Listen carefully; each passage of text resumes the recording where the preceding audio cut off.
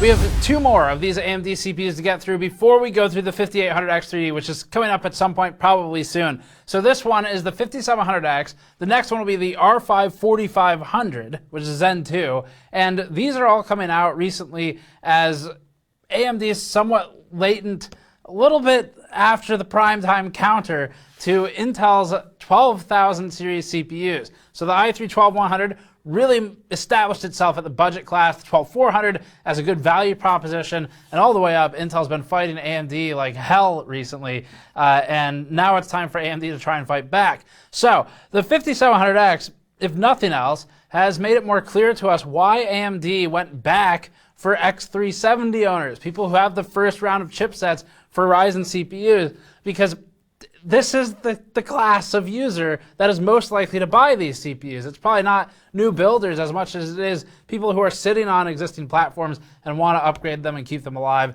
and we'll tell you why. Let's get started. Before that, this video is brought to you by the Thermaltake Tower 100. Thermaltake's Tower 100 is a mini ITX case to serve as a showcase system for your components.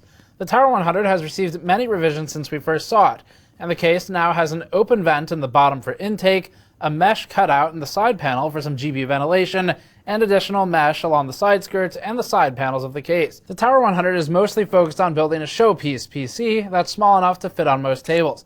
Learn more at the link in the description below. So today's review is on the R7 5700X, which is in many ways just functionally a 5800X, except a little bit cheaper. The 5800X most recently has dropped down in price to about $340. It was $360 for a while, and that makes the difference between the two $40. So 5700X is a $300 part, and to just remind everyone, the 5600 that we just reviewed, the non-X version, that is a $200 part, with the 5600X technically at about $240, although depending on what deals you get, maybe it's a bit cheaper sometimes. So that's kind of the stack right now that's the most relevant for today's review. The competitors to this 5700X would be primarily the i5-12600K. We checked before this review, that's $278. You can get a KF version instead. It drops the IGP, it's a little bit cheaper, but it's the same in all ways otherwise, aside from the IGP. Another alternative might be the 12700F, not the KF, but the F, which is actually a little bit different beyond just the IGP. And for the AMD parts, we'll put the chart on the screen. The 5700X is an 8-core, 16-thread part. It's Zen 3 architecture. All of these are, except for the 4000 nomenclature ones that have come out as well. The frequencies are 4.6 gigahertz for the claimed boost and 3.4 for the claimed base. We'll look at how that compares to the 5800X momentarily in a chart. Total cache is 36 megabytes. TDP in watts, by AMD's definition of TDP, is 65, so this drops down from the 5800X. PCIe support remains Gen 4, and then there's no included cooler, which honestly, that's fine. There's a lot of really good coolers, even under $30 right now. So that's the part we're gonna be reviewing. The 5800X, as a reminder, when it first came out, we had pretty much the same conclusion on it as we did with the 3700X and the 2700X especially, where the 5800X, the 5600 got enough of its performance, the X version, that it really sort of invalidated the need for a 5800X in the vast majority of gaming-focused builds, if not basically all of them. And the 5900X at the time of launch was about $100 more than the 5800X, but the improvement was massive and noticeable in production applications. So we thought that the 5800X ended up in almost this no man's land. It became much more valuable as time went on, because at first launch, the 5000 series blew through the 5600X stock. There's basically nothing available. Many of you likely remember this. And the 5800X was the only option in town. At that point, it started to make more sense. If you have one part that's imaginary and you can't get it, then it forces you to buy the more expensive part. Over time, the 5800X fell in price, just like the 3700X did. So with that happening, we started to recommend it because it made a lot more sense then. It was competing with the 11700K and later the 12700K. And those price reductions made it far more appealing than it was at launch. And that's why it got interesting. The 5700X drops the price even further. So maybe there's some room for this one just because it's fallen down from sort of the original $400 price range. Since frequency is one of the big differences between the 5700X and 5800X, other than TDP, which is related to the extra headroom on the 5800X, we need to start with a frequency log to understand the performance behaviors. The frequency started at about 4070 MHz, declining to 4050 MHz over the test run. That's not a big change, and it's in line with expectations overall. 4070 plants the 5700X pretty far down on average frequency in this all-core workload, though. because the 5800X by comparison ran closer to 4600 megahertz. So this will be the primary contributing factor to large differences in workloads, specifically like Blender, where they are always all-core. In a single-threaded workload with Cinebench, the R7 5700X ran at a maximum frequency per interval of 4650 megahertz. Comparatively, the 5800X held 4850 megahertz. So it's about a 200 megahertz increase in exchange for the $40 extra you spent. That's similar to what we saw on the 5600 versus the 5600X in the previous review. Our first production test is Blender, using the Cycles tile-based renderer. The 5700X and 5800X both spawn 16 tiles, that's one for each thread, with the 5800X holding a frequency advantage. Because the test is relatively long, that frequency advantage begins to stack, more than in games, where the advantage in games is non-cumulative. You're just looking at it at a frame-by-frame interval. The 5700X required 17.7 minutes to complete the render, with the 5800X offering a time reduction of 11%. That's actually noteworthy. It's still a little expensive at $40 extra for 11%, but it's not bad. That said, this performance of the 5800X is achievable with a simple overclock on the 5700X if you're comfortable doing that. It's more than we'll see in games, at least, between these two. The 12700K outdoes both significantly at 35% less time than the 5700X, but it's also far more expensive. The 12600K is closer in price, and it still leads by 17% faster for rendering than the 5700X. As for the 5600, the 5700X leads that one with a 21% time reduction. So this type of workload is where the differences between all of these will be exaggerated, while games will minimize them. And that's just, again, because the duration and because it's really heavily thread-based. Adobe Premiere is up now, scored an aggregate for multiple types of work within both the media encoder and the editor. The 5700X scored 793 points, similar to the 3700X previously. The 5800X leads by 7.1%, with the similarly priced 12600K leading by 13%. The 12600K is looking better than the 5700X so far, and given the technology advantages and rough price equivalents, that establishes a tough fight for AMD's 5700X. Versus the R5 5600, which we liked as a budget option, the 5700X leads by 12%. Adobe Photoshop is our next one, also scored with aggregate points against transforms, warps, saves, scales, filters, and more. The 5700X scored 1098 points, with the 5800X just 1.8% ahead. This is more similar to what we'll see in gaming later. The R5 5600 achieves 95% of the performance of the 5700X, yet it costs $100 less, or 30% less money. That's a huge cost reduction for most of the performance to be had. The 12600K, meanwhile, leads the 5700X and 5800X by about 3%, and jumping up a tier to the 5900X or 12700K would begin to plot a more meaningful difference. But Photoshop is somewhat limited in its upward scalability in general, mostly because it's an Adobe product, but that's a story for another time, or every single day of our lives. But for you, it's for another time. Time for some code compile benchmarking. We compile Chromium as a representation of code compile workloads, but of course we can't possibly cover all the different types of compiling in one benchmark. This is fairly generalized as a representation, so it gives us a good idea where to start. We're measuring in time required to complete the compile. Lower is better. The R7 5700X required 87 minutes to compile Chromium, so it's about the same as the R7 3700X and within error.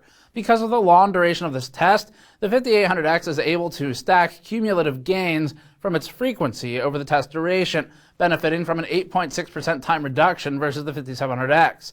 It's still not particularly worth it, especially with a 5-minute OC giving the same. The 5700X leads the R5 5600 by about 20% time reduction, which is one of the more worthwhile jumps versus the R5 class. As for Intel, its 12600K leads the 5700X with a 17% time reduction, also noteworthy for the same price. We're struggling to see any real value, though, in the 5700X. Thus far, it's feeling too little too late, other than as an in-socket upgrade for existing Ryzen machines. That's probably why AMD went back for X370 as well. Compression and decompression testing are next. AMD has historically done well here and has maintained an extreme advantage over Intel in decompression.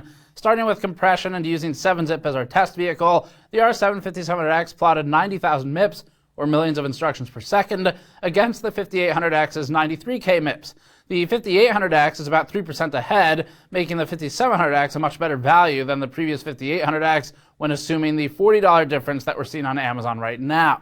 The 5700X is about tied with the i5 12600K here. Its current biggest foe is the 12600K, so that's the one that starts to matter. As for the cheaper 5600, that achieves 80% of the performance of the 5700X at 66% of the total price. This is one of the tests that more favorably represents the R7 class CPUs, as it makes better use of the core count increase. Cache has also helped here historically, but there's only a 1 megabyte difference between the 56 and the 5700X CPUs. In decompression, AMD flies ahead. The R7 5700X is now at 115K MIPS, leading the 12600Ks at 96,000 MIPS by 20%. That's far more defensible as a reason to buy the 5700X at the same price than the previous benchmarks. The 5800X leads the 5700X by 7% here, so not bad, but not particularly noteworthy. It's better than the 3% previously, though. As we learned before, if you do a lot of decompression, AMD should be your top consideration. But if that doesn't sound familiar to you, or you don't suspect you will do a lot of decompression, you can mostly disregard the difference. Enough of that, let's get into the gaming benchmarks that are a little less varied in the performance. We'll start with Counter-Strike Global Offensive at 1080p. The AMD R7 5700X ran at 346 FPS average, with lows spaced proportionally behind. They're in good shape overall. The 5800X leads by an impressive, completely shocking 3 FPS average, worth every penny of the 13% price increase for the 0.9% performance increase. The 5700X is shaping up much like the 5600 in our last review. It will usurp and supplant the 5800X's serviceable segment at a more affordable price, allowing an extra $40 of breathing room for other upgrades or just for keeping the money.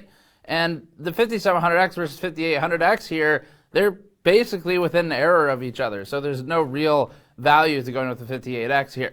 The i7 12700K is led by 4.3% in this one, affording the 5700X an advantage that would scale, of course, to the 12700KF as well. The 12600K is led by 19% with the 5700X. 1440p gives some perspective for a heavier graphics load in a game that's ultimately still CPU hungry. The R7 5700X ended up at 345 FPS average. It's about the same as the 5800X once again. There's really no meaningful difference here, but the 5700X leads the 5600, non-X that is, by 4%, allowing the 5600 the breathing room to be one of the better value CPUs right now, next to the 12400. The lead over the 12700K for the 5700X is about the same as before, and overall these results really don't change from the 1080p chart despite being a higher resolution.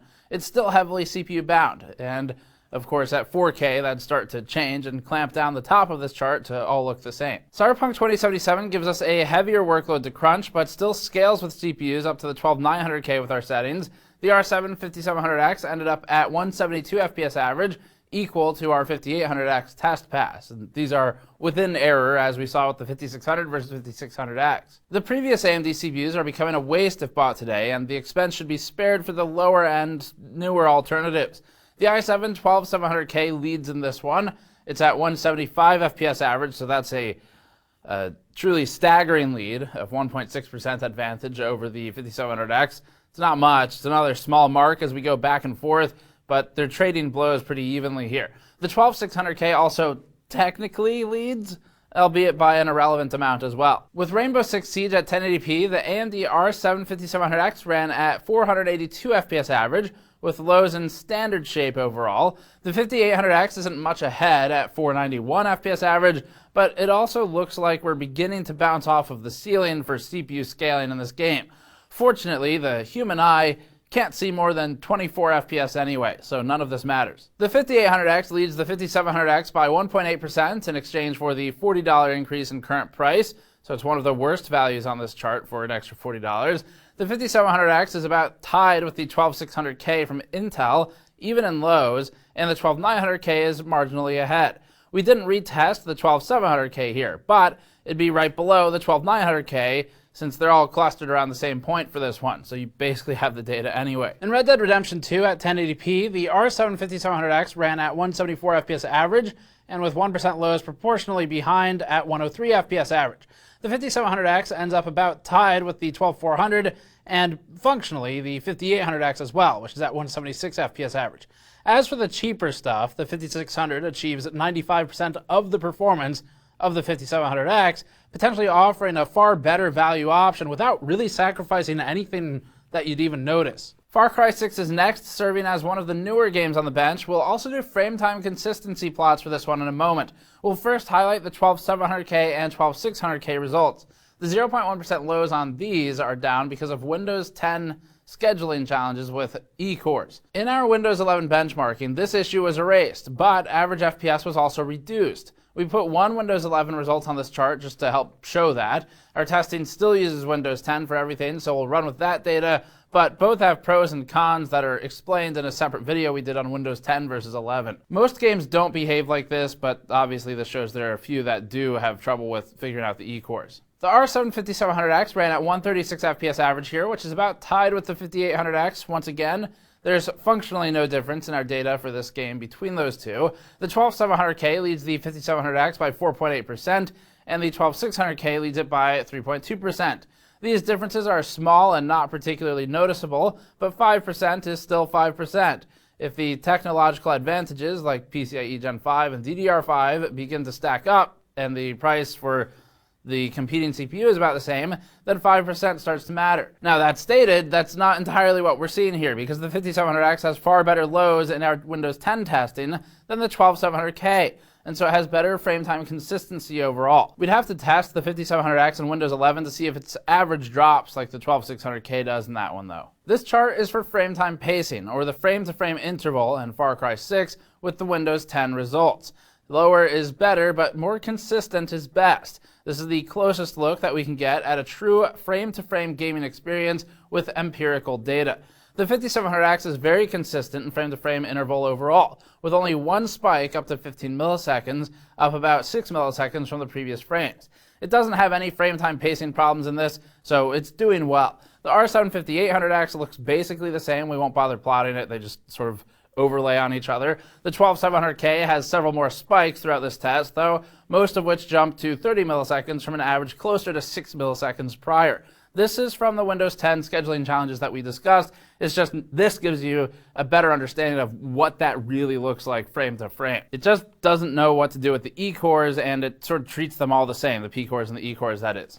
Power consumption is up last. For this one, we tested the EPS 12-volt cables to get direct power consumption by the CPU and before VRM efficiency losses. Testing power consumption on the R7 5700X in a Blender all-core workload, we measured draw at about 64 watts. This puts it right around the same as the R5 5600, the 5600X, the 5500, and the R7 5800 non-X. The 5800X, however, is at 127 watts, which is a result of higher V-core required to hit its higher frequency targets and higher power allowance in order to sustain those frequencies. Intel's 12600K runs at about 120 watts here, so the 5700X is more efficient than the 12600K in those previous gaming benchmarks, despite technically having losses in average frame rate in most of those games. In Cinebench multi-threaded processing, the 5700X pulled the same power as in Blender. This is expected for AMD's current generation, but we run this test anyway since some Intel CPUs spike higher during the limited boosting period called tau at the start of the load. So wrapping all this up then, the stance we have is pretty similar to the 5800X at launch. AMD has managed to replay the scenario it created in 2020, where the 5600, now existing at $200, if you're looking strictly at AMD, ignoring Intel for a moment, achieves 90 to 95% of the performance of a 5700X, and therefore a 5800X. And yet it's $100 cheaper, so it's 66% of the price for 90-something% of the performance. And that extra $100, if you're talking gaming only, or specifically primarily your main focus is gaming, that $100 will get you a lot more room for frame rate or general quality, higher quality settings with better graphics card, whatever. More storage capacity for more games. It's not something that affects performance, but certainly affects ease of use. Those applications of $100, we think, are a lot more useful than another 5 to 7% performance out of the max total here of 100%, with the 5700X being the barometer for 100. So that's what we think. The 5700X is not a bad CPU in the same way that the 5800X was not a bad CPU. It does well overall. It is fairly competitive, but most importantly, we didn't run into any problems with it. The 5600, though, we also didn't really run into any problems with. It doesn't have frame time pacing issues. It's got enough cores and threads and cache and everything else to handle gaming without any kinds of hard stuttering or hitches, frame-to-frame deviation that's significant in any major way, or at least consistent between games. So the 5600 we think just makes a lot more sense if you're building a gaming PC. The extra 2 cores can be useful, but and 4 threads, but that's primarily if you are beginning to enter the realm of being what we call a production user. So if you use Blender, Premiere, not really Photoshop, compiling code bases, stuff like that, then the 5700X starts to make more sense and perhaps is a good alternative to a 5900X, which is a big jump in price, especially now that the price has come down so much for these other CPUs. So that's where it makes sense. It's a kind of a narrow focus of where the 5700X is the most applicable. That's not to say it's a bad CPU. People always have trouble with this when we talk about these R7 class CPUs and we say, you know, the R5, the high-end one, gets you almost everything. It's because we're focused on people not wasting money on something they're never going to notice. You might notice it. If you do, awesome. You're probably doing some production work. But overall, I guess another application might be if you're doing streaming while gaming and you're encoding the stream on your CPU. That starts to make more sense for those R7s. But otherwise, the R5 can do pretty much everything you want. For gaming, you save some money. You're still on AMD if that's what you care about too. Now, for X370 owners, it gets more interesting because if you're on X370 or even X470, you're trying to keep your platform alive. It starts to make more sense to go for a higher-end in-socket replacement just because once you're doing an in-socket replacement, it's clear you're going for as much life as you can get out of this computer, and adding a couple extra cores and threads, since you're not buying a motherboard with it, that's the key here. You're not committing to a platform that will be dead after this launch. You are, in fact, putting CPUs into a platform you already committed to years ago. That's where it makes the most sense, because now you're only looking at the CPU cost, and you're getting some more life out of your system, which is just great for everyone all around. As for Intel competition, Intel competes fiercely here. The i5-12600K in gaming workloads, they kind of trade blows back and forth a little bit against the 5700X. You're really not going to notice that much in most of the games we tested between these two CPUs, what that difference really feels like. So what you're mostly picking between at that point is going to be price and other factors like the technology support, where you get PCIe Gen 5 on Intel, potential for DDR5, very expensive though, and kind of blows out the budget and the value comparison. And on the other hand, with Intel, you've got at least, well, probably only one more generation in there, maybe a 13 series from what Intel's planning in the same motherboards, at least as it's promised right now.